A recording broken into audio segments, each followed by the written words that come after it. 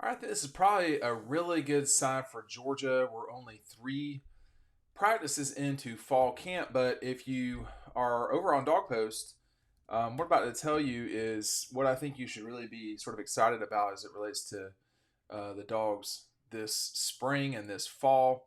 You've got Ryan has got his practice report from Thursday, and one of the biggest things that you can read about is right here. Okay, this single line right here is a big deal to me, at least.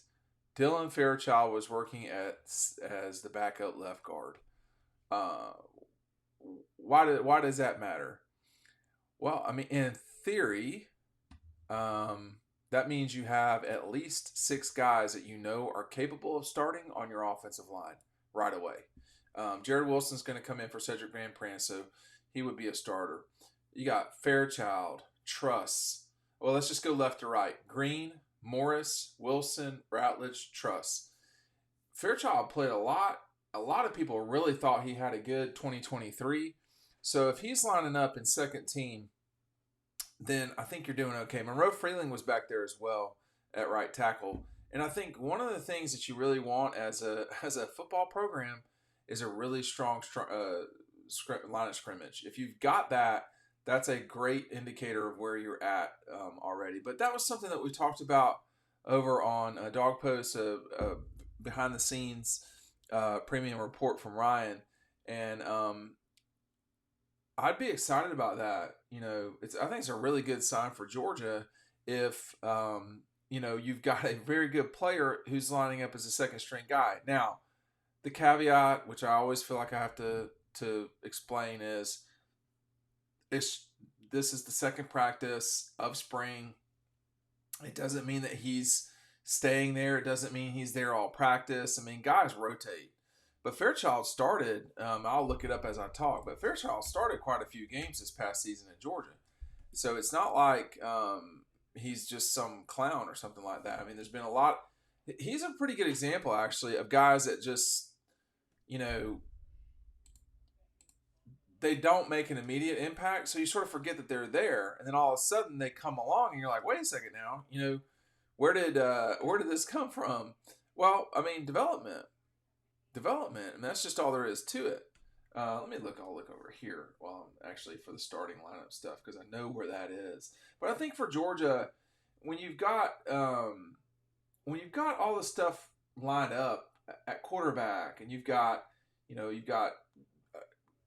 ETN coming in at running back, you've got all these things that are going your way, and you also have significant depth on the offensive line.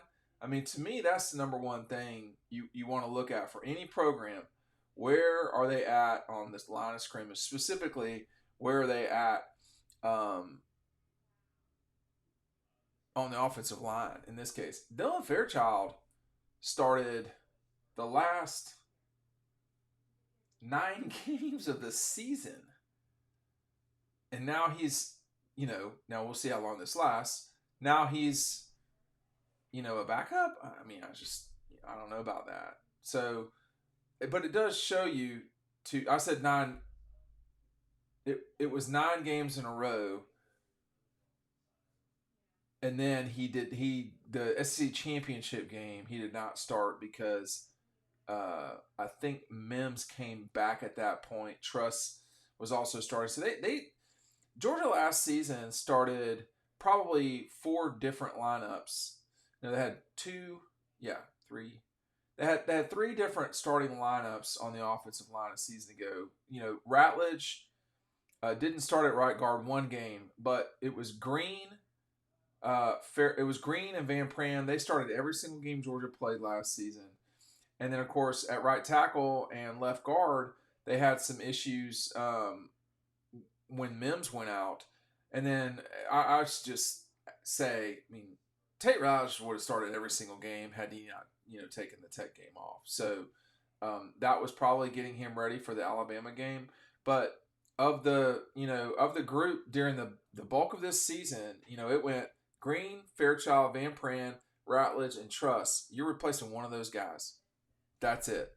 I mean, that is like that is an ideal situation to come into as you're getting ready for a Clemson team that you can say what you want to, and there's plenty of, they're done. There's a lot of negativity. I mean, I think they're going to be a top 20 team. I don't know that they're going to be top 15, Clemson coming to this game.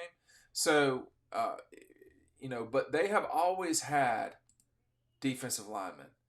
And I think that you've got a player as good as Fairchild hanging out, just at least hanging out, doing reps on the second team shows you where you're at. I mean, there were times in the Mark Richt era, there were times in the Jim Donnan era, or Ray Goff, or however long back, where you didn't have that much depth on the offensive line. I mean, like, for instance, if John Theus went down, that was a real problem, or Clint Bowling, or Ben Jones.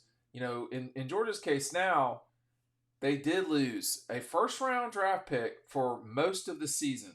I mean, Mims started 6 games. They played 14. So, and he tried, he was hurt during, at the end of the year. But he came back, and, this is a really good offensive line, and they need to push the other team around. They will have a challenge with Clemson, in my opinion. I mean, it's a challenge. I don't know who will win the game, but I know who should win the game, but that doesn't mean that they will. And the one thing that Clemson has always done a good job of is stopping the run. That they're pretty good at that over the years. Now, they are not what they've been. I mean, they had that 18 team was they had a lot of talent on that team, and that's why they went on to win. But that those guys are gone, and they're not coming back. And when you look at their situation a year ago, number 22 overall in number 8 overall in total defense. I mean, that's what I'm talking about. Now, I mean, just this caveat too. The last time we saw them playing, they didn't look so good when they were playing Kentucky in the bowl game. So anyway, number 8 in total defense, number 22 in rushing defense, number 8 in passing yards allowed. Scoring defense was a little bit rough at the end just because of the Kentucky game, but tied for 29th. Turnover margin, they did pretty well. It's a good basic, you're not going to score 60 points on them. They allowed, when you look at their season, they allowed 28 to Duke, which was not ideal. They only allowed 31 to Florida State in overtime. And then they lost to Miami. They should have never lost that game, but they did.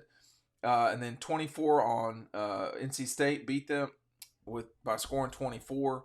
They only allowed 23 to Notre Dame, 21 to Tech, 20 to Carolina, and then 7 to South Carolina, and then 35 all of a sudden against Kentucky. I mean, that Kentucky game to me sort of stands out as a problem. But speaking of problems, Clemson's problem is not on the defensive side of the ball; it's on the offensive side of the ball. When you talk about playing Power 5 schools, they scored 7, 24, 31, 17, 20 in double overtime, 17, 31, 42, 31, 16, and 35.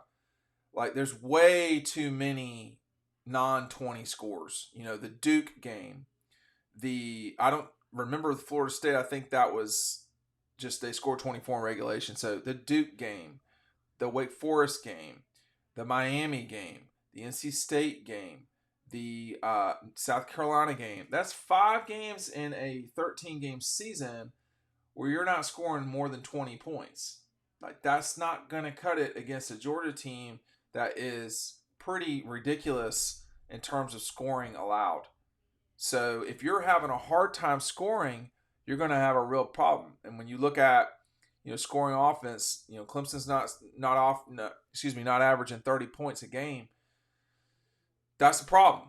So anyway, I gotta digress. I went off the subject about what Georgia folks should be pretty excited about. I mean, I think it's a good sign that you're into this part of the spring. It's the first quarter of the spring is over.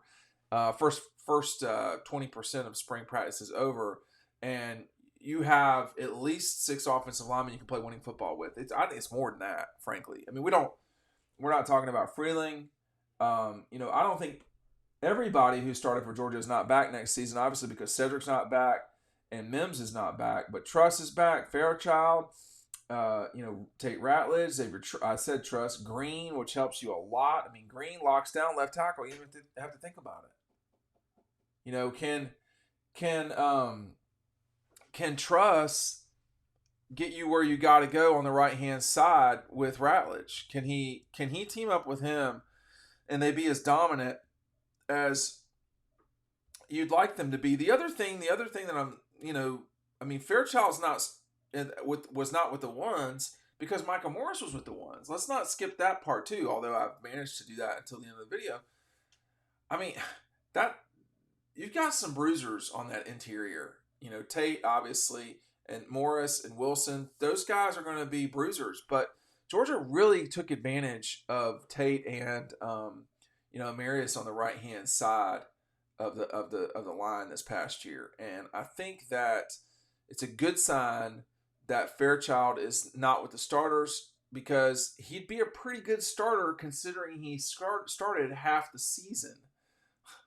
But they went with, he may have been their best left guard in the situation they were in a year ago because they had to kick Truss over to start at right tackle. So he may have been their top 6 last year, but he might not be in their top 6 this year.